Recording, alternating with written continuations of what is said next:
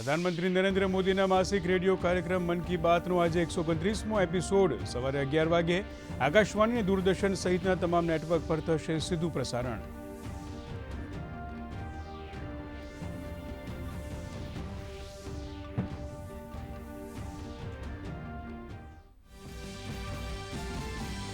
કેન્દ્રીય ગૃહમંત્રી અમિત શાહ આજે અમદાવાદમાં 27 કિલોમીટર લાંબી ડ્રેનેજ પાઇપલાઇન પ્રોજેક્ટનું કરશે લોકાર્પણ તેમજ ઉમિયાધામના યુવા બિઝનેસ મહાસંમેલન અને નમોત્સવમાં આપશે હાજરી.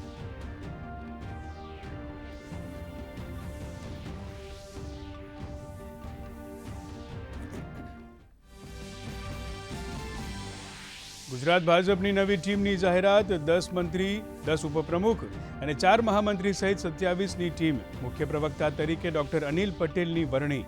ટીમમાં અનુભવી અને યુવા ચહેરાઓનું મિશ્રણ.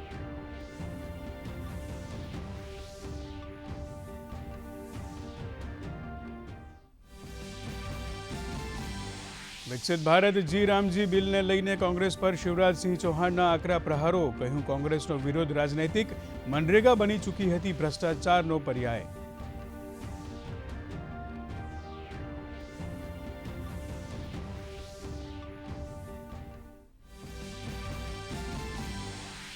મ્યાનમારમાં સામાન્ય ચૂંટણીના પ્રથમ તબક્કાનું આજે મતદાન. 3 તબક્કામાં યોજાશે મતદાન. 6 પાર્ટીના 5000થી વધુ ઉમેદવારો મેદાનમાં.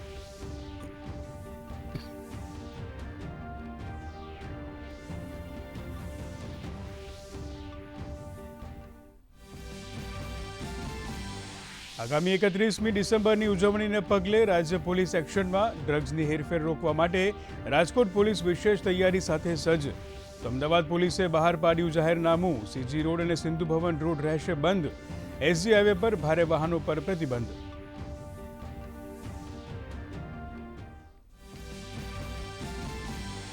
રાજ્યમાં હજુ વધુ ઠંડી પડશે. આગામી દિવસોમાં લઘુત્તમ તાપમાનમાં 2 થી 3 ડિગ્રીનો ઘટાડો થવાનું હવામાન વિભાગનું અનુમાન. 11.2 ડિગ્રી લઘુત્તમ તાપમાન સાથે નલિયા સૌથી ઠંડુ શહેર.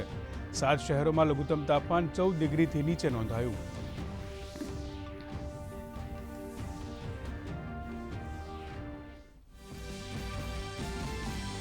અને કેરળના તિરુવનંતપુરમના ગ્રીનફિલ્ડ ઇન્ટરનેશનલ સ્ટેડિયમમાં આજે ભારત શ્રીલંકા વચ્ચે ચોથી મહિલા T20 મેચ.